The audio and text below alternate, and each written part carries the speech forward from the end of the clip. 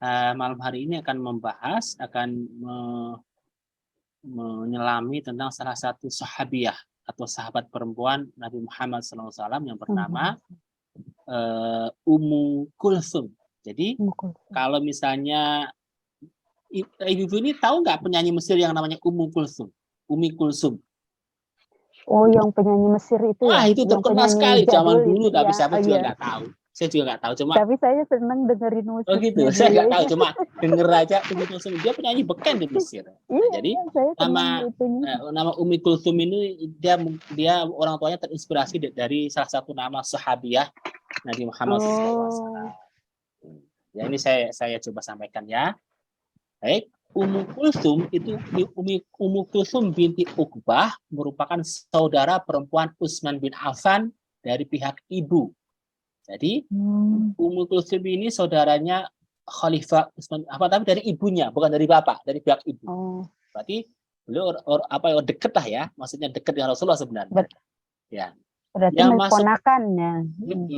Yang masuk Islam ketika masih di Mekah dan merupakan wanita pertama yang hijrah ke Madinah dari kabilah Hadnah Hudaibiyah. Jadi beliau ini masuk Islam tuh ketika di Mekah berarti masih di awal-awal kan?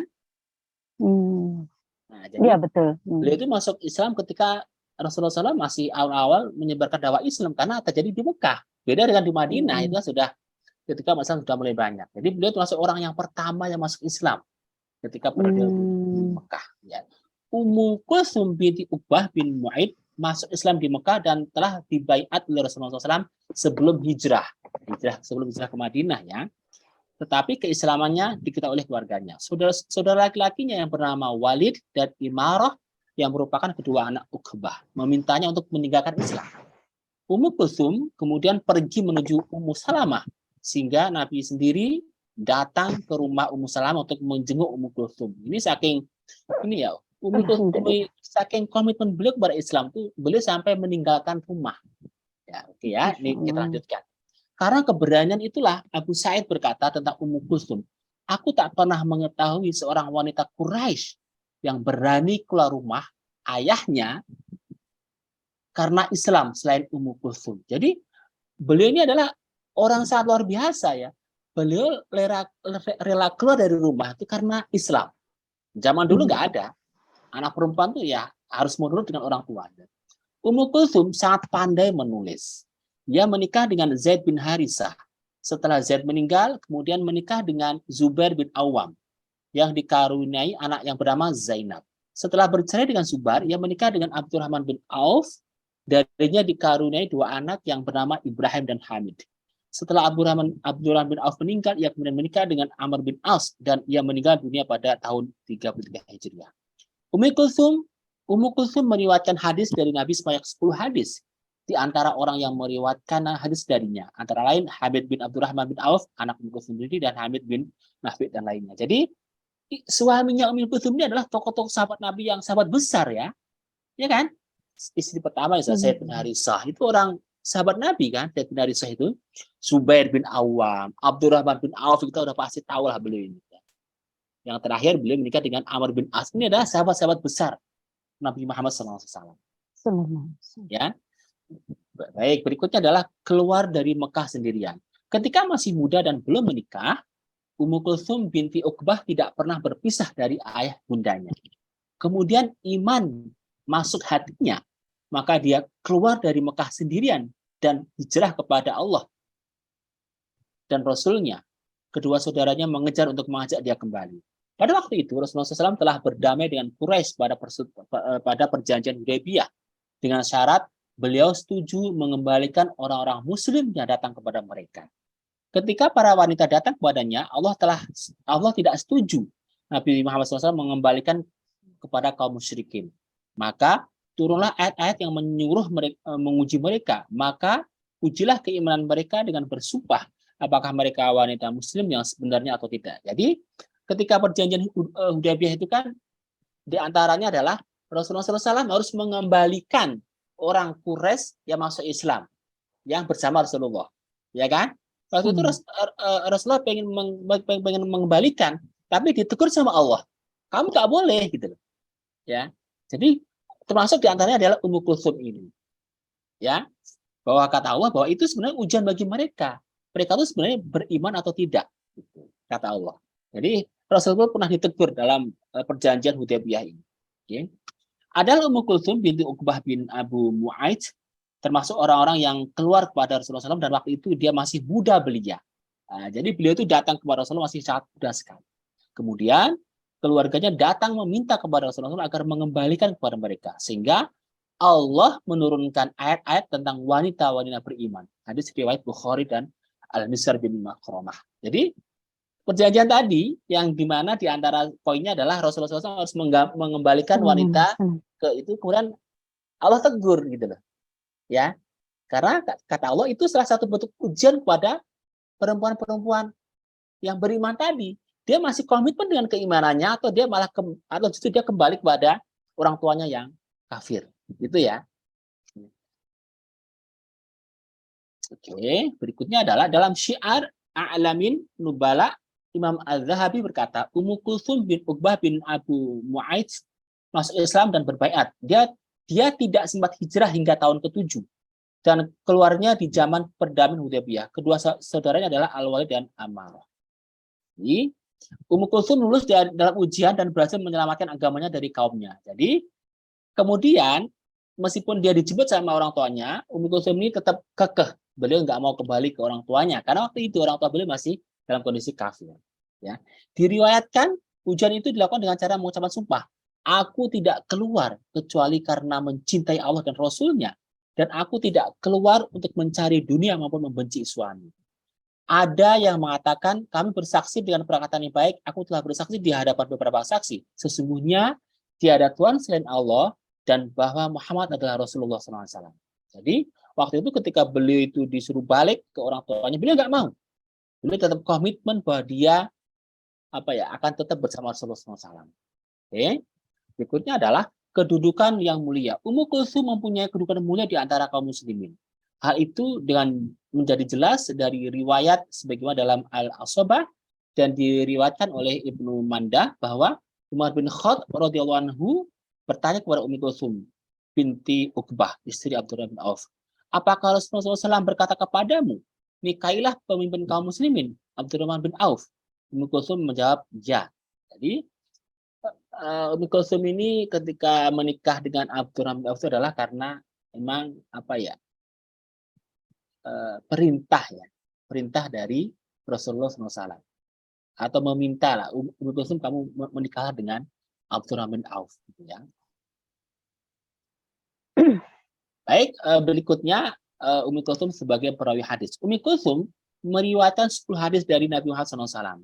Di antaranya sebuah hadis diriwayatkan dalam Sahihaini yang disepakati oleh Bukhari dan Muslim. Ummu Kulsum bin Uqbah telah beriman sendirian tanpa seorang lelaki pun di rumahnya.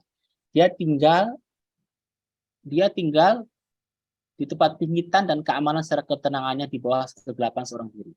Kedua kakinya berjalan melalui gunung-gunung dan padang pasir di antara Mekah dan Madinah, menuju tempat perlindungan agama dan negeri hijrahnya. Dia berhijrah kepada Rasulullah SAW, kemudian disusul oleh ibunya yang mengikuti jejaknya dan berhijrah seperti beliau. Dia tinggalkan para pemuda dalam keluarganya dan orang-orang tua mereka yang tetap terombang-ambing dalam kesesatan. Kata-kata Ummu Kulsum kepada Rasulullah SAW akan tetap menjadi cahaya yang menerangi jalan bagi setiap wanita yang beriman kepada Tuhannya. Wahai Rasulullah, apakah Anda akan kembalikan aku kepada orang-orang kafir yang menggangguku, supaya aku tinggalkan agamaku, sedangkan aku tidak bisa bersabar? Dan bukankah telah Anda ketahui keadaan wanita yang lemah? Sesungguhnya ada perjanjian yang menyebutkan syarat untuk menolak setiap orang yang masuk Islam dari Mekah dan berhijrah ke Madinah, baik laki-laki maupun perempuan. Maka turunlah ayat Al-Quran, apabila datang kepadamu wanita beriman yang berhijrah, maka ujilah keislaman mereka. Maka Nabi Muhammad SAW bersabda, demi Allah, tidaklah kalian keluar kecuali karena mencintai Allah dan Rasul-Nya serta Islam. Kalian tidak keluar karena suami maupun harta. Apabila mereka ucapkan itu, maka mereka tidak kembali kepada orang-orang kafir. Ya, jadi memang yang tadi kita telah sampaikan di awal, Ummu Kulsum ini adalah termasuk generasi awal masuknya Islam. Bahkan beliau itu masuk Islam masih dalam keadaan masih muda sekali. Ya, bahkan beliau berani meninggalkan orang tuanya, ya, demi apa? Demi masuk Islam, demi datang kepada Rasulullah SAW. Itu ya. Jadi teman-teman semua, inilah perjuangan salah satu sahabiah, salah satu sahabat perempuan di zaman Nabi Muhammad SAW, yaitu Ummu Kulsum. Jadi tidak hanya dari kalangan ibu-ibu, tapi juga anak-anak muda, di antaranya dari Ummu Kulsum ini sudah apa ya? Beliau punya semangat yang luar biasa. Karena pada zaman beliau itu sangat jarang sekali seorang anak perempuan itu berani meninggalkan orang tua, apalagi karena agama, gitu kan ya. Ya. Betul. Itu saja. Makanya beliau, alhamdulillah, ketika diuji sama Allah, disuruh kembali ke orang tuanya, beliau nggak mau. Beliau tetap komitmen kepada Islam dan beliau nggak mau, tetap bertahan bersama Rasulullah SAW dan para kaum. Itu ya. Oke, itu yang bisa kami sampaikan. Ada yang mau disampaikan? Atau yang mau ditanyakan? Monggo teman-teman, ada yang mau bertanya? Monggo. Bunda Bintan, Dek Nuril, apa Jayanti? Ini siapa HTTP? Ini siapa ini? Ini nggak tahu ini. Siapa? Itu siapa? Bisa diaktifkan nggak itunya voice-nya? Itu nggak bisa, mungkin lagi fit. Tidur apa sih Fitri? Ya baik, oke, enggak apa Teh Linda, kalau memang tidak ada yang mau disampaikan. Enggak tidur. Ya. Belum ada yang mau ditanyakan. Ya, enggak apa-apa. Kirain Jadi tidur. Enggak, seperti kirain kayak di Nina boboin gitu. Jadi seperti yang kita sampaikan di awal, bahwa insya Allah nanti kita akan pelan-pelan ya, meskipun hanya sekilas, kita akan mencoba untuk mengkaji terkait dengan sahabat-sahabat perempuan Nabi Muhammad SAW ya, dan nanti minimal kita punya gambaran, oh ternyata banyak juga ya para sahabat Rasulullah SAW yang ikut berjuang, misalnya menyebarkan Islam, ikut berjuang, atau orang-orang yang dulu awal masuk Islam itu ternyata juga banyak dari kalangan perempuan yang kemudian mereka juga punya kontribusi yang besar kepada Islam, gitu ya. Itu harapan saya. Jadi hanya ibu-ibu semua tetap semangat, sekecil apapun ikhtiar yang kita lakukan, nggak usah berkecil hati.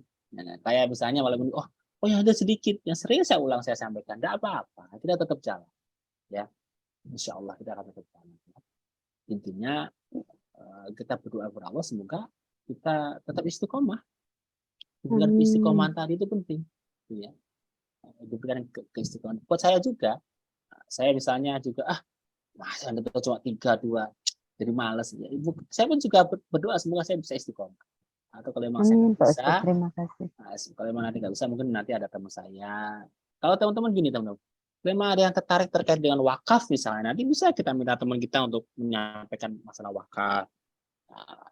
Sekarang ini kan di Indonesia itu kan lagi marak ya gerakan wakaf ini. Iya betul. Teman-teman ada yang mau misalnya berdiskusi atau materi terkait wakaf, nggak apa nanti coba kita cari. Teman-teman saya juga banyak, teman saya dosen juga banyak. Atau misalnya apa-apa kita misalnya sahabat kita skip kita pending dulu, misalnya kita mengkaji masalah riba misalnya. Nggak apa-apa, biar kita juga tahu. Yang kita kan riba itu kan banyak sekali kan. Iya, di Hong Kong banyak banget Pak Ustadz. Gitu, banyak banget. Gini ya, saya sekalian mau bertanya kepada Pak Ustadz ya. Gini Pak Ustadz, kan di sini itu di Hong Kong bukan bertanya sih sebenarnya ya, tapi seperti curhat lah gitu ya, curhat mamah dede gitu. Gini loh Pak Ustadz, kan di Hong Kong itu banyak sekali ya anak-anak yang terlibat dengan hutang piutang gitu ya, contoh ke bank kayak gitu.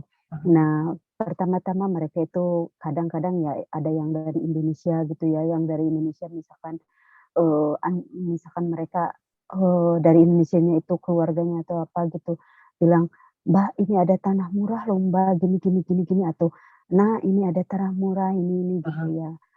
Terus si pihak keluarga dari Indonesia itu meminta uang gitu.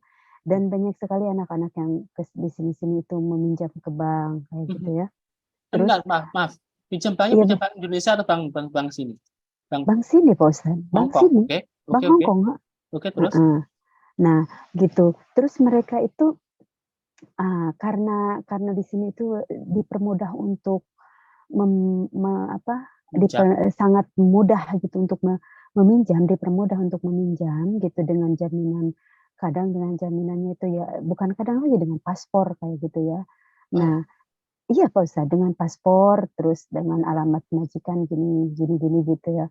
Nah, akhirnya itu banyak mereka yang setelah ya mungkin karena kadang terlambat majikan gitu ya memberikan apa Gaji. namanya itu gaji gitu. Kadang-kadang dia sudah pinjam ke bank, dia pinjam ke lain atau si paspornya itu dipinjemin lagi temannya gitu sehingga si temannya itu meminjam paspornya dia untuk meminjam ke bank yang lain. Akhirnya nggak Iya, dibayarin sama banyak kasus gitu. temannya. Banyak kasus yang anak-anaknya itu minjemin barangnya terus si temannya kabur hingga dia itu ini kan apa namanya, diudag-udag dikejar-kejar. Dikejar. Heeh, dikejar-kejar itu Pak Ustadz, dikejar-kejar, bank kayak gitu. Hingga mereka itu, daripada sulit nih, lebih baik aku ngambil ke rentenir lagi gitu. Jadi dia sudah ngambil karena dia kepepet misalkan ke bank yang satunya, akibat dia punya 2 bank, dia itu pinjam lagi ke rentenir malah yang, untuk menutupi bank yang satunya, kayak gitu Pak Ustadz. Nah, yang saya ingin sampaikan di sini itu apa namanya itu, beberapa kali gitu ya kami ingin menyampaikan bagaimana solusi agar mereka itu tidak mudah-mudah misalkan memberikan, dokumen kepada temannya kayak gitu Pak Ustadz. Terus memberikan apa namanya itu, memberikan motivasi kepada mereka untuk menghindari itu semua, kayak gitu. Nah itu saja Pak Ustadz yang ingin saya sampaikan. Gimana Pak Ustadz? Ya. Kan gini kan, sebenarnya yang perlu kita carikan solusinya bukan gimana biar dia nggak menggadaikan paspornya. Oke, pinjam tuh boleh. Ya. Kalau kita buat koperasi memungkinkan nggak ya? Koperasi syariah maksud saya. Belum ada yang TKW gitu loh Pak Ustadz di sini. Iya ya Pak Ustadz ya. Saya tuh gini, saya kan maksud saya gini, kalau emang teman-teman nanti bisa ya, maksudnya legal formalnya di Indonesia misalnya. Saya ada teman punya BMT atau punya koperasi syariah, jasa syariah. Koperasi jasa syariah itu kayak punya teman saya itu namanya KJS, Koperasi Jasa KJKS Ibu Mandiri. Itu punya teman saya itu. Dia tuh ngasih, jelas dia harus ikhtiar kalau koperasi itu kan pinjamnya kan di antara anggotanya ya. Iya, Dia meminjamkan anggotanya. Itu boleh meminjam uang itu kalau pinjamnya 5 juta ke atas dia harus ada jaminan. Tetapi memang kalau koperasi syariah itu dia tuh mengambil kelebihannya nggak banyak ya marginnya. Kalau bahasanya itu ribanya tuh nggak banyak. Ini biar gampang saya. Kalau koperasi syariah itu jelas nggak boleh riba, ya. Iya. Nah, jadi saya biar ini cepat memahami cepat, koperasi syariah itu boleh mengambil keuntungan dari pinjaman itu maksimal 3% dari nominal. Dan kecil sekali kan? Iya. Tapi harus ada komitmen terkait cicilan untuk mengembalikan tadi. Gitu. Yang kedua, kalau memang ada keterlambatan, kita nggak ada penalti, kita nggak ada denda dan sebagainya. Ya. Sebenarnya bagus ini kalau coba kita mulai. Ini kan tujuan saya gini, untuk menyelamatkan teman-teman yang kemudian yang dia itu pengen minjam karena terdesak, misalnya ya, karena permintaan orang tuanya di Indonesia misalnya, nggak ada alternatif lain, misalnya akhirnya dia minjem ke bank. Ya bank secara bank di sini tuh Pak Ustadz ya, mohon maaf ya. Bank di sini itu misalkan kita ya, kalau pinjam cuma 10.000 sih sedikit ya. Kenapa saya bilang begini, karena saya dulu kan pernah Pak Ustadz, saya juga pernah merasakan gimana sih yang namanya punya saya juga dipinjam orang, terus orangnya itu enggak kabur dianya, tapi dianya enggak ada duit, percuma Pak Ustadz. Mau dikejar-kejar, mau ditimpuk kan enggak juga gitu ya. Mau ditimpuk juga percuma, orang enggak ada duit, yang harus cari solusi kan duitnya gitu untuk bayarnya kayak gitu.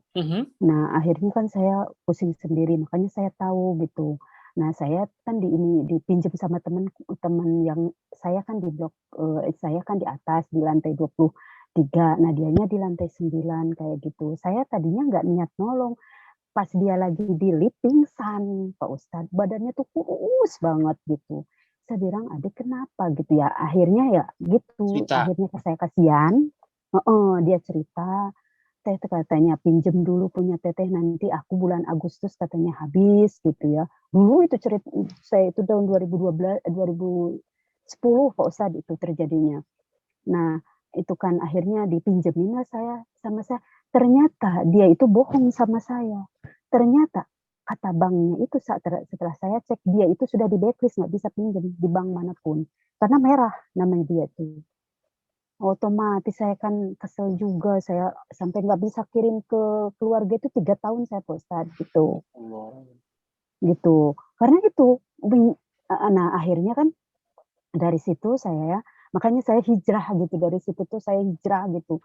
Nah, setelah itu makanya saya kan, ingin menginikan karena ini pengalaman pribadi saya gitu, ingin men-share kepada yang lain gitu.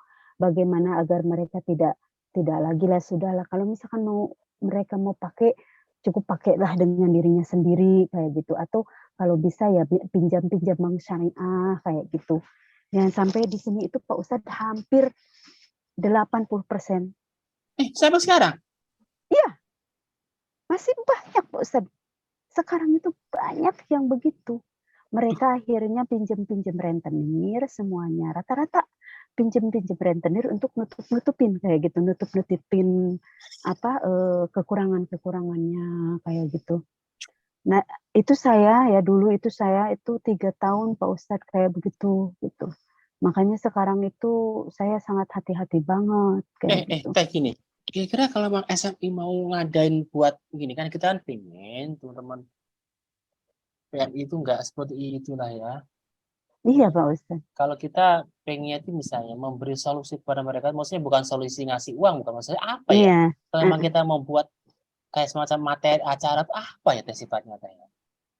Tadi Teteh bilang sampai sekarang masih banyak ya teman-teman yang seperti itu. Lu kasihan. bukan masih banyak lagi, banyak banget Pak Ustadz, hampir pokoknya kalau yang benar-benar mereka kerja tulen gitu ya, misalkan dari gajinya itu ya lah sedikit lah gitu, anak-anak yang rata-rata mereka tuh kebanyakan pinjem bank gitu. Sebentar. Bisa nggak saya coba mengidentifikasi motif dia pinjam itu yang utama apa? Dia Kalau kita tadi hitung 1 sampai 5 misalnya, yang pertama paling utama apa? mereka itu gini ya Pak Ustadz ya, biasanya kepepet entah anaknya sakit di Indonesia seperti saya misalkan, anak saya kan sakit ya, butuh operasi kemarin dia jadi curhat ini gimana ya? Ya apa, Pak? Oke, enggak kan ini Aduh ya kan Allah. saya mencoba untuk apa ya? Kan gini, saya atau kami di SM itu kan pengen minimal kami punya kontribusi yang konkret buat teman-teman migran. Karena kan gini, teman-teman migran itu sudah jauh dari keluarga, itu kan tujuannya kan sebenarnya pengen apa? Dia pengen survive secara ekonomi. Kalau justru dia datang ke Hong Kong, justru dia bukannya survive, justru dia tertekan karena pinjaman yang lain, itu kan berarti dia nggak survive toh? Nah, Iya kan? kan kebanyakan itu dari Indonesia itu masalahnya itu rata-rata ya kalau yang masih punya keluarga dan baik gitu untuk keluarganya ya, kecuali kalau yang ada juga yang memang mereka itu begini, ada yang dari riba Pak Ustadz ya seperti yang saya bicarakan begitu barusan, ada juga yang tergoda dengan laki-laki gitu. Maksudnya laki-laki itu meskipun dia misalnya di Indonesia udah berkeluarga gitu. Iya, ada Sebentar, juga yang begitu tergodanya gitu. itu dengan laki-laki Indonesia juga atau lain? Iya Kak, ya ada yang dari Indonesia, ada juga yang ya di sini, ada juga yang ya gitu loh Pak Ustadz, kemungkinan Oke. Allahu Ya. a'lam. Jadi satu, problem utama mereka ngutang itu apa? Satu. Rata-rata Mhm. mereka itu biasanya membutuhkan uang ya. Kadang ada yang dari Indonesia memang tekanan dari keluarga gitu, ingin untuk untuk pernikahan anaknya. Rata-rata kan di sini kalau misalkan yang mereka itu seperti PMSM, apa namanya itu seperti TKW-TKW ini kan Pak Ustadz, mereka rata-rata kan yang dijadikan tulang punggung keluarga gitu. Jadi biasanya rata-rata itu karena keluarganya gitu, entah nyekolahin anak atau apa gitu, kurang anaknya, misalkan anaknya mau masuk kuliah minjem gitu Pak Ustadz. Kan masukin kuliah itu kan besar Pak Ustadz gitu ya. Minjem dulu gitu. Enggak, masuk kuliah itu teh bergantung kemampuan orang tua. Ya, meskipun anak saya belum kuliah, tapi kampus sekarang itu membebankan biaya masuk itu bergantung dengan slip gaji penghasilan orang tua. Ya, kalau orang tuanya Hmm. misalnya berangkat dari keluarga yang kurang mampu, dia akan membayar sesuai dengan kemampuan orang tuanya. Beda dengan zaman dulu. Misalnya gini nih, misalnya nih ya, orang tuanya misalnya dia tukang ojek ya, misalnya dia udah antara apa Ya, kalau emang dia nggak kan mampu, dia harus membuat surat pernyataan RT RW bahwa ini orang tua ini tidak mampu. Itu ntar dibawa kampus dia akan dapat kompensasi. Jadi enggak bayarannya itu Pak. nggak sama. Oke, misalnya Enggak gitu. Pak Oke, Ustadz, gini loh. lanjut. Di sini kan di Hong Kong sini kan rata-ratanya ibu-ibu tuh ada yang cerai kayak gitu. Mhm, Mereka menjadi penanggung jawab keluarganya gitu mhm, Pak Ustadz. Jadi apa untuk ada yang anaknya ingin sekolah, yang namanya orang tua ingin membesarkan anak, membiayai anak mhm, itu mhm, kayak gitu ya. Terus macam-macam problema lah Pak Ustadz gitu ya. mhm, Tapi yang intinya kalau biasanya mereka meminjam dari bank itu karena memang apa kondisi di Indonesianya itu ada kondisi keluarganya, ada yang minta untuk modal gitu. Nah itu rata-ratanya itu kayak begitu Pak Ustadz. Jadi mereka ada yang minta modal, "Ini coba aku ingin apa, ingin bikin ini," gitu, pinjam gitu. Caranya pinjam kan kalau di sini kan dipermudahnya, yang penting kamu punya paspor. Paspor masukkan ke bank gitu ya, masukkan ke bank, nanti dapat dapat 50 juta, 60 juta gitu Pak Ustadz. Sebentar, maaf teh, gaji di Hong Kong itu berapa? Teman-teman itu Ga gaji. Gaji, yang standar seperti saya ini 4.630 ya, Kalau jadi dirupiahkan sekitar berapa? 8 jutaan lah, 8 jutaan lah Pak Ustadz, tapi kan kotor gitu. Itu kotornya buat apa? Harus Kotor masih kan kepotong apa lagi? Kayak buat keperluan, libur gitu Pak Ustadz, kayak kan buat libur libur juga gitu. beli, apa, bikin apa, Octopus itu apa namanya tuh, kartu yang untuk apa, ongkos itu loh, Tut itu apa namanya tuh, kalau kita naik card itu Pak Ustadz, untuk naik mobil mobil Oh, umum, kartu angkut. bulan itu, oke. Oke, Heeh, oke, heeh. 8 juta itu bersihnya sebulan dapat berapa teh? Paling kalau yang bener-bener mah 5 Hemat ya, hemat. juta Ya, Pak Ustadz, jangan hemat. heeh. Yang coba yang kalau Hemat, yang standar, standar. yang standar lah 5 jutaan lah gitu, Bersih 5 ya? jutaan. Iya, bersihnya kayak gitu. Tapi kan, dari itu kan waktu saya dulu kan potongan 7 bulan Pak Ustadz. Potongan 7 bulan itu dulu itu belas saya nggak dikasih libur sama sekali selama 7 bulan, nggak dibayar, nggak dibayar dan nggak di ini, gitu ya. Nah sekarang udah mulai, agak ringan tuh, ada yang 3 bulan gitu dan mereka dikasih Itu kasih gaji itu libur. selama 3 bulan kita benar-benar nggak dapat apa-apa. Selama 7 bulan saya nggak dapat apa-apa, Bos. Ya, kalau yang sekarang, Yang sekarang itu mereka dapat setengahnya, gitu. terus Misalkan ya, sampai berapa lama? tergantung dari PT, Pak Ustadz. Ada yang PT-nya ada yang, motongnya ada yang 5 bulan, 6 bulan, gitu. Ada yang 3 bulan, gitu. Sebentar. Itu. Tadi dia pinjam ke bank itu 50-an juta ya. Iya, kayak gitu. Ada yang Itu 50, nyicilnya 30. berapa teh? Kalau yang 50 juta itu kurang tahu ya saya ya, yang besar-besar gitu. Tenornya atau waktu ngembalinya berapa lama itu? Itu Tergantung gimana Pak kita Ustadz, mintanya? semakin lama pembayarannya Pembayarannya itu sih biasanya bunganya pun lebih tinggi gitu. lebih besar, Tapi, gitu. Saya dulu sekarang pernah Pak Ustadz pernah kayak gitu. Itu benar-benar sangat apa ya? Menyiksa. Banyak mudaratnya dah Pak Ustadz, Teh Fitri pernah banyak pinjam? masalah. Itu kan PT Pernah Putri dulu juga saya pasti berapa Tahun, kali yakin. tuh, tahun berapa? sering saya. Duh, berapa Itu kali kok sering? tahun 2000 2013, Oh, udah lama. 2013, 2014 itu dulu Nah, terlibat sekarang ini ikut bunga di pinjam. Hong Kong berapa kalau kita pinjam? Wah, Dua setengah, kurang tahu Pak Ustadz, tapi kalau yang seingat 2,5. saya itu tergantung lama peminjaman. Misal Karena nih, oke, misalnya nih Teh, saya pinjam Iya. 50 juta. Itu Mm-mm. oke, ini 9 juta. Oke, 9 juta. Tapi kan bersihnya sekitar 5 juta tadi ya. Iya, bersihnya lah rata-rata lah Oke. gitu ya. Oke, Kalau orang yang tergantung yang pengeluaran kalau Pak kita Ustadz. pinjam 50 juta itu, biasanya waktunya itu berapa paling panjang? Paling lama? biasa ya 18 bulan. Setahun lebih ya. Satu Iya, setengah tahun ya. 1,5 tahun. Itu 1,5 tahun bayarnya Pak Ustadz ya. Itu bayarannya itu 3.000 gaji Oke, misalkan maaf. Nanti itu kalau kita akumulasi semua, itu terus jadinya berapa dari 50 juta Pak itu? Kalau dalam Ustadz itu bunganya aja jadi 12 ribuan lebih Enggak, oke, kalau saya nggak pinjam paham segitu. itu hitungan uang Hong Kong. Kalau kita rupiahkan nih ya, Teh. Kalau Kalau dalam dirupiahkan, ya sekarang hampir 2.000, 24 juta lah. 24 juta. jadi kalau 50 juta berarti jadi 74 juta gitu. Iya, Dalam waktu 1,5 tahun tadi. iya. Enggak Pak Ustadz, biasanya kita minjem 50 juta nih. Nanti bunganya berapa gitu, jadi 65 apa berapa gitu Pak Ustadz, dalam tempo berapa bulan apa berapa itu, Berapa tergantung bulan Fitri panjangnya rata? waktu sih. Iya, tergantung panjangnya waktu. Misalkan ya kalau kamu sanggup misalkan 4 gaji kamu 4.000, misalkan 4.600. Emang kalau kamu ngasih ke sananya 4.000, kamu dapat 600 di sini cukup 1 bulan 600. Apalagi tiap minggu libur. Nggak mungkin lah 1.000 tuh habis Pak Ustadz. Belum lagi apa namanya itu Octopus, apa namanya itu kartu internet. Ya. Oke, Teh. Aduh, saya jadi apostil juga nih. Memang masalah uang ini problem, Teh. Kalau kita dari awal tidak diajari bagaimana kita mengelola keuangan, itu penting sekali. Karena kan gini, termasuk mungkin buat anak-anak kita.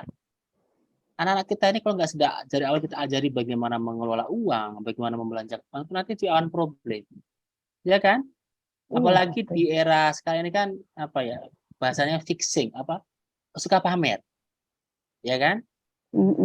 Kalau kita nggak hati-hati anak kita tuh akan apa ya orang akan lebih memperbagus casing, ya kan? Ketika temennya pakai ini bagus, kita juga minta. Padahal kita bukan siapa-siapa gitu. Gimana ya?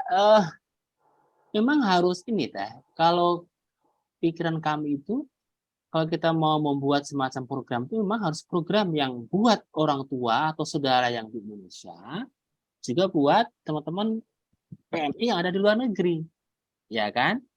Karena kan gini, bisa jadi gini, teman-teman PMI yang di luar negeri kan dia harus mengutang itu kan karena misalnya desakan dari yang ada di rumah kan di Indonesia kan, makanya dia harus ngutang, ya kan? Makanya kita juga harus bisa memberi pemahaman ini insya Allah kepada orang tua atau saudara yang ada di Indonesia atau anak-anak yang di Indonesia. Ini harus kita ajar, harus melek atau harus paham terkait dengan manajemen keuangan. Gitu. Oh, sedih saya Teh. Kalau kemudian kita terjebak masalah rentenir. Iya, banyak yang terjebak ke sana. Ini saya berbicara begini karena saya dulu pernah pengalaman gitu. Pernah pengalaman juga begitu Pak Ustadz. Ya, coba nanti itu sampai sekarang masih ya? Masih banyak sekali Pak Ustadz. Dan gitu. problem karena utamanya, ya Teh. Ketika mereka sudah gini Pak Ustadz, ketika mereka sudah terpepet, ya, ketika mereka sudah terpepet, misalkan mereka terpepet ke bank sana punya, ke bank sini punya, akhirnya dia itu mencari temannya kayak gitu, mencari temannya yang lain gitu, yang bisa dia manfaatin untuk meminjam lagi gitu. Nah, ketika dia sudah bisa meminjam, dia kaburlah dari teman yang sudah dia pinjam gitu. Kabur dari si teman yang dia pinjam, akhirnya si teman yang dia pinjam itu jadi punya yang dikejar tunggakan. Iya, yang dikejar bank kan? Atau yang dikejar perentenir. Nah, itu Pak Ustadz. Jadi karena dia lagi pusing lah dia, pusingkan dikejar-kejar bank ini itu, sementara dia juga duit nggak ada, mana keluarganya butuh makanan, atau keluarganya butuh biaya, akhirnya apa? Dia juga begitu ke temennya yang lain lagi gitu. Banyak yang begitu Pak Ustadz. Makanya yang saya sedang pikir, ini mohon maaf Pak Ustadz, saya jadi curhat gitu. Saya kan udah Kenapa bilang ini? dari tadi ya. Bagi saya gini, ini adalah permasalahan serius yang kita kan pengen ya mencarikan solusi ya. Ini serasa enggak apa-apa. Maksudnya nanti coba Teh Linda sama Teh Kinda atau Teh Fitri coba kita agak serius terkait ini. Apakah misalnya kita perlu misalnya membuat semacam latihan atau acara apa yang tujuannya tadi ya. Bagaimana bisa memberi pemahaman kepada teman-teman PMI agar apa ya? Kalau memang pertama gini ya. Jangan kalau kita melarang jangan utang kan kita harus bisa memberikan solusi. Nah, itu harus memberikan solusinya. Ini Pak Ustadz sahabat saya sendiri malah terlibat, jadi dia paspornya dia dipinjemin ke temannya, itu nggak, temannya susah bayarnya gitu, ujung-ujungnya ya berantem gini gitu. Banyak banget kasus seperti itu Pak Ustadz. Saya pribadi juga penipuan itu banyak banget. Ada nggak yang misalnya dia minjam uang karena misalnya untuk gaya hidup, ada nggak? Wah, banyak ada gitu, banyak. ada untuk gaya hidup ada. Dan makanya saya ingin memperkenalkan SMI ini ya, barangkali suatu hari mungkin kita bisa mencarikan solusi kepada teman-teman yang memang mereka nantinya gitu bisa saling menyayangi, mengasihi lah Pak Ustadz gitu, maksud saya satu sama saling mengasihi, saling menyayangi antara SMA, antara sahabat migran ini, jadi mereka tidak saling memakan gitu dengan teman sendiri. Nah, itu yang saya ingin terapkan ini di organisasi ini kayak gitu, dan saya ingin memahamkan kepada mereka tentang pentingnya kita gitu untuk memanage mana itu keinginan dan mana itu kebutuhan kayak gitu. Nah, cocok itu materi kuliah saya kemarin. Saya menyampaikan ke anak mahasiswa itu, kita harus bisa membedakan antara need, kebutuhan, dengan wants, dengan keinginan. Iya, betul. Jadi ya mohon maaf sekali lagi Pak Ustadz ya, saya curhat begini karena memang saya pernah mengalami. Ini kan bukan hanya permasalahan Teh Linda, ini kan menurut saya ini juga permasalahan kita bersama. Itu kan teman-teman yang sudah kerja di Hong Kong itu luar negeri ini terjebak dengan itu biasanya. Ada juga yang terjebak misalkan dengan ada juga yang terjebak dengan laki-laki ini, tapi itu tidak sebanyak yang terjebak masalah riba ini Pak Ustadz.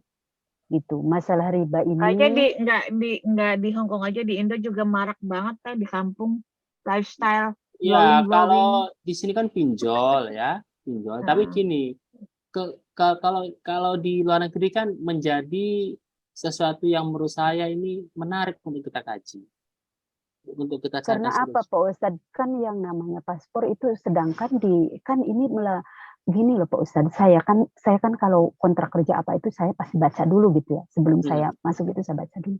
Itu di kontrak kerja tidak diperbolehkan seorang TKW meminjam bank. Kalau nanti dia terkena atau itu sanksinya itu di penjara Pak Ustadz. Betul. Pidana itu, pidana. Selain di penjara. Karena apa? Dia meminjamkan data yang ada datanya bosnya, datanya majikannya gitu. Itu nggak boleh padahal ya? Bukan nggak boleh lagi, dilarang. Kalau ketahuan bisa dia pinjam bank, dia bukan di-interminate tapi bisa di blacklist dan nggak bisa lagi kerja ke Hong Kong. Gitu. Nah, itu ada kan. Nah, saya ada baca itu dulu ya. Tapi kenapa saya juga kena gitu. Nah, ini yang menjadi problemanya itu kayak gitu Pak Ustadz.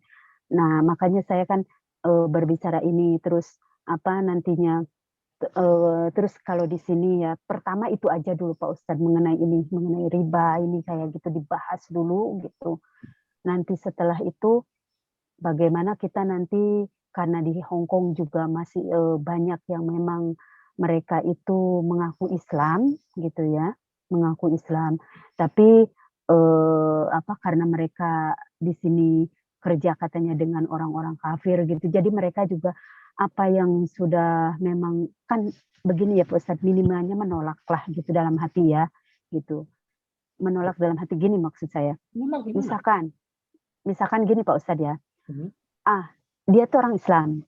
ya. Tapi Islamnya mungkin Islam karena keturunan lah gitu ya, karena Hmm. keturunan lah gitu. Nah, jadi dia itu intinya ya kurang tahu masalah akidah dan iman itu itu. Gini loh, ada yang di sini banyak ya yang di sini yang saya lihat gitu ya. Saya kan juga sering mendengarkan curhatan-curhatan anak-anak.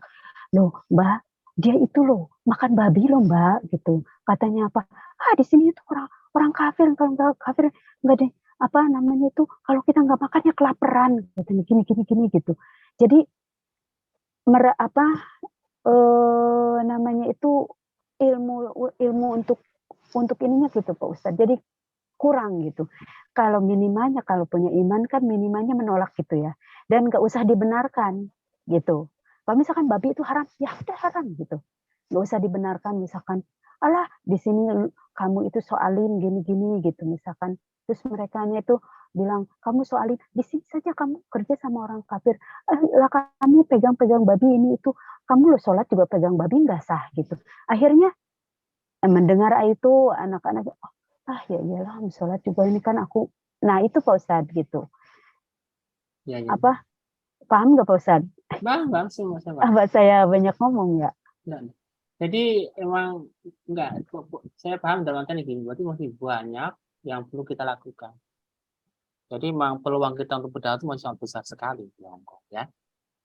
Oleh karena itu, apa namanya, ini kesempatan kita teh, ya, kesempatan kita untuk mengajak lagi teman-teman kita yang, terutama teman-teman yang dekat sama kita, yang dia punya semangat pengen belajar agama secara serius. Yang tadi yang Teh Linda sampaikan tadi kan memang karena keawaman mereka kan, karena ketidaktahuan mereka, tidak ngertian mereka, ya. Misalnya yang tadi disampaikan misalnya, kita kerja sama orang kafir, loh. Lah kalau kita malah dengan siapapun juga boleh, ya kan? Betul. Lu kan ingat itu ketika Rasulullah SAW menggandekan baju perangnya dengan orang Yahudi. Apa-apa. Itu kan sifatnya muamalah, bukan akidah. Ya, jadi apalagi misalnya mohon maaf ya, kalau yang mengatakan itu orang yang nggak ngerti agama, ya nggak usah kita dengar. Bukan Ya, nggak ngerti agama, dia kadang gini ya Pak Ustadz ya. nggak gini. Dia Di kita ini kan orang kita nggak mengerti agama kan dia harus orang ulama yang dia punya otoritas untuk itu. Ya, orang ulama yang punya otoritas memang dia bisa menyatakan itu baik, buruk atau haram atau halal berdasarkan dengan hadis dan firman Allah. Tapi kalau dia sendiri, oke kita mengapa agama, tapi dia sendiri nggak bisa menjalankan agama, berarti dia bukan orang yang punya hak, punya otoritas untuk bicara masalah agama. Gitu kan. Jadi bagi saya, kalau orang ulama itu dia kan nggak hanya bisa ngomong, tapi juga dia harus mempraktekkan. Ya kan? iya betul. Kalau dia hanya bisa ngomong aja, ya enggak lah. Itu bukan orang ulama, dia hanya ngerti aja. Ya. Jadi maksud saya kembali ke fokus kita adalah berarti memang masih luas peluang kita untuk berdakwah, ya kan? Peluang Iya mengajak betul. saudara-saudara kita yang lainnya yang muslim itu, ya kan? Ini peluang Iya kita. jadi yang ininya kita tekankan ke bagaimana mengenalkan bahwa memang apa untuk ini nggak usah apa masalah riba ini Pak Ustadz seperti yang tadi saya sampaikan kayak gitu. Terus karena anak-anak di sini rata-ratanya semua itu karena apa terbebani dengan masalah keluarganya gitu ya. Terbebani dengan akhirnya dia Banyak ngutang, tuntutan deh Indo banyak gitu. banyak tuntutan juga gitu iya. Makanya iya teh, makanya harus seimbang teh. Kita juga ngasih pemahaman ke teman-teman PNI yang merantau, ya kan? Kita juga harus memberikan pemahaman ke orang tua yang di Indo, ya kan? Iya. Walaupun sebenarnya kalau teman-teman yang di rantau itu bisa punya pendirian yang bagus sih sebenarnya bisa mengarahkan ya. Memanage Bisa misalnya memberi pengertian ke orang tuanya di kampung misalnya disuruh sabar dulu misalnya atau apalah gitu ya dengan cara-cara yang bijak, ya kan? Bisa juga.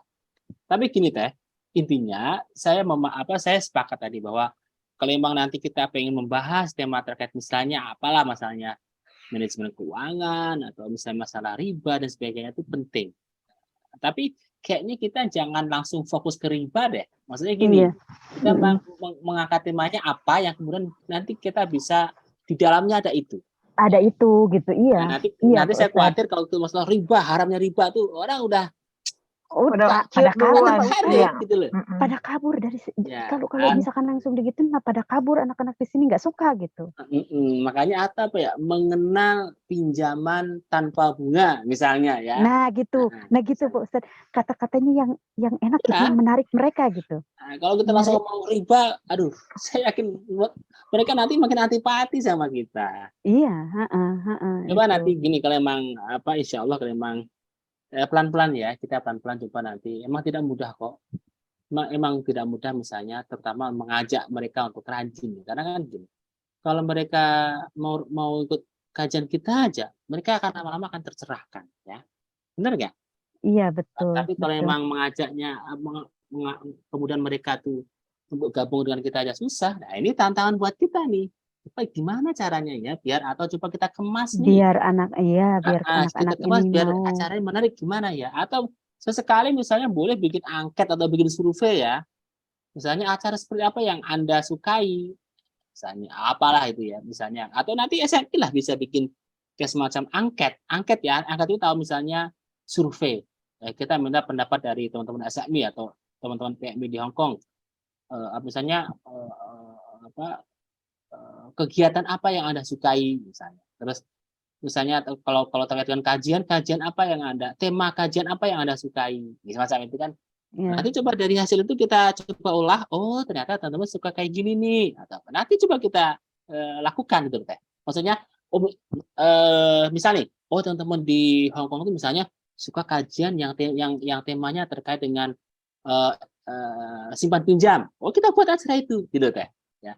Atau misalnya teman-teman yang Hong Kong itu sukanya misalnya kalau kajian itu yang ada prakteknya misalnya. Coba kita wujudkan. Ya, intinya adalah memang kita harus kreatif deh, mau kreatif mengemas. Iya, itu harus acara. Kreatif mengemas acara, harus kreatif Pak Ustadz, harus kreatif mengemas acara. Ini yang saya ini kan, nah apa namanya itu, ini kan belum ini ya Pak Ustadz ya, saya baru melihat ada 2 orang yang di SMI, karena anak SMI ini rata-rata mereka ya seperti Fitri itu KMF Pak Ustadz, ini yang ini semuanya itu KMF kecuali saya. Oke, enggak apa-apa. Gitu. Saya juga bagus. Maksudnya ini kan sama-sama lembaga kita harus kita besarkan. Tapi coba nanti coba SMI lebih aktif melakukan tadi kegiatan yang itu benar-benar dibutuhkan oleh teman-teman migran. Cuma nanti kita pelan-pelan ya. Harapan saya sih nanti kalau memang Teh Linda, Teh Fitri, dan Teh Ginda bisa ada usul, di Hong Kong itu lagi misalnya ya kayak tadi saya sampaikan, fenomena pinjam uang itu banyak sekali. Gimana ya kita buat acara apa ya untuk mengundang mereka, untuk memberikan semangat pemahaman mereka gitu teh. Harapan kami di antaranya itu. Jadi acara itu enggak hanya datang dari kami, tetapi juga misalnya teman-teman yang di sana punya ide. Itu enggak apa, kalau nanti memungkinkan akan kita wujudkan. Saya rasa bisa ya nanti ya. Ya, insya Allah Pak Ustadz, dengan ini saya konsultasi dulu dengan teman-teman semuanya. Misalnya kita membuat acara apa yang kira-kira bisa menarik teman-teman yang lain misalnya gitu. Itu tidak apa-apa. Jadi tadi saya sampaikan, jadi acara itu misalnya nggak harus tema itu nggak harus kita. Ya bisa dari teman-teman yang tahu di lapangan, Teh Linda, Teh Fitri, Teh Ginda, teman-teman lainnya kan. Teh Ginda sama Fitri sama Jayanti tuh. Ya, yang tahu di lapangan teman-teman semua. Jadi ini teman-teman tuh lagi butuh masalah ini misalnya. Ayo coba kita pelan-pelan kita coba buat, kalau emang bisa diadakan pertemuan 2-3 kali enggak apa-apa. Kita buat berseri gitu biar nanti teman-teman bisa lebih bagus pemahamannya. Gitu ya. Iya Pak Ustadz, amin. Gitu aja ya, ini udah malam. Kalau saya sih santai aja karena hari Sabtu kan Teteh kan harus kerja. Iya, terus Ustadz, ini kalau udah kayak gini curhat gini tuh nggak kerasa. Tapi bagus Teh itu biasa curhat Mama Dede. Ya, tapi bagus ya terkait dengan kita ini kan mencoba untuk mencarikan solusi permasalahan yang dihadapi oleh para saudara kita di rantauan. Ini coba nanti kita cari solusi ya. Semoga nanti ada solusi di mana misalnya minimal ya bisa meminimalisir lagi atau minimal bisa mengurangi ya teman-teman yang pengen punya hasrat pengen minjam ke bank tadi ya. Itu saja Ya, dari Pak saya. Ustadz. Ini kurang 3 menit akan jam 11 ya. Karena kasih hati-hati harus istirahat Jam besok 12 sholat di ya. sini. Ya, Pak Saya Ustadz. mohon maaf atas apa yang saya sampaikan dan mari kita tutup dengan doa ya. Ya, Pak Kita Ustadz. baca istighfar. Astaghfirullahaladzim. Astaghfirullahaladzim. Astaghfirullahaladzim. Allahumma salli ala sayyidina Muhammad wa ala ali sayyidina Muhammad. Walhamdulillahi rabbil alamin. Hamdan syakirin, hamdan na'imin, hamdan yuwafi ni'ama wa yukafi mazidah. Ya Rabbana lakal hamdu kama yanbaghi li jalali wajhika wa 'azimi sultanik. Rabbana zalamna anfusana wa lam taghfir lana wa tarhamna lanakunanna minal khasirin. Rabbana ighfir lana wa li ikhwanina alladhina sabaquna bil iman wa la taj'al fi qulubina ghillan lil ladzina amanu rabbana innaka ra'ufur rahim. Rabbana la tu'akhidna in nasina wa akhtana. Rabbana wa la tahmil 'alaina isran kama hamaltahu 'alal ladzina min qablina. Rabbana wa la tuhammilna ma la taqata lana bih. Wa'fu 'anna waghfir lana warhamna anta maulana fansurna 'alal kafirin. Allahumma arinal haqqa haqqan warzuqna ittiba'ah wa arinal batila batilan warzuqna ijtinabah. Rabbana hab lana min azwajina wa dhurriyyatina qurrata a'yun waj'alna lil muttaqina imama. Rabbi ighfir lana wa li walidayya warhamhuma kama rabbayana shaghira. Rabbana atina fid dunya hasanatan wa fil akhirati hasanatan wa qina adzaban nar. Wa sallallahu sayyidina Muhammad wa ala alihi washabbihi wasallam. Subhana rabbika rabbil izzati amma yasifun. Wassalamu ala mursalin. Alhamdulillahi rabbil alamin. Terima kasih banyak. Saya mohon maaf ya. Kekurangan. Assalamualaikum warahmatullahi wabarakatuh. Terima kasih Pak Ustadz. Waalaikumsalam warahmatullahi wabarakatuh.